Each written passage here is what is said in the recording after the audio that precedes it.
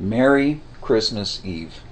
I want to read a poem for you called "Twas the Night Before the First Christmas." Not the night before Christmas, the night before the first Christmas. 'Twas the night before Christmas.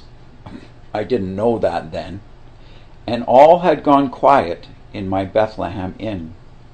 My guests were all fed and had gone off to sleep. Then I cared for their camels, donkeys, and sheep. My children were nestled, all snug in their beds, with hugs from their mother and all their prayers said. Mother and I had slipped into our nest and settled our minds for a well-deserved rest. When out in the stable there arose such a clatter, I sprang from my bed to see what was the matter.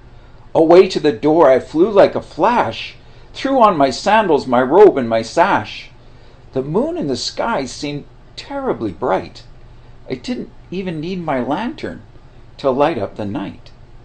But what I saw, believe me if you're able, was a star so big that it lit up my stable.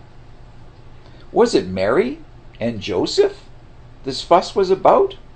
I'd had no rooms left and almost turned them out. Like a big stampede for the census they came. I had more guests than ever and called them by name. First Darda, then David, then Pildad, then Vashti, and Cushi, and Crispus, and Temus, and Blasti. With families and beasts, they just barely all fit. I'm sorry, there's no room, not even a bit. But as they turned and left, I suddenly knew somehow they were special, and what I should do. I called them back and showed them my manger. They'd be warm and away from all danger. But now my stable seemed the center of attention, with shepherds and strangers too many to mention. As I pushed through the crowd to get a close look, I heard a shepherd talking while waving his crook. He said that angels had appeared in the sky, announcing a baby and telling them why. A baby who is Christ the Lord, our Savior. The angels said he'd be found in my manger. I moved and nudged and excused my way through, all the time questioning, how could this be true? And there he was bundled up, cuddly and warm, so peaceful and quiet in the midst of this storm. Joseph smiled and with a wave motioned, come near. But what the angels had said was causing me fear. Could this really be Christ, my Savior and King? Putting him in my stable now seemed a terrible thing.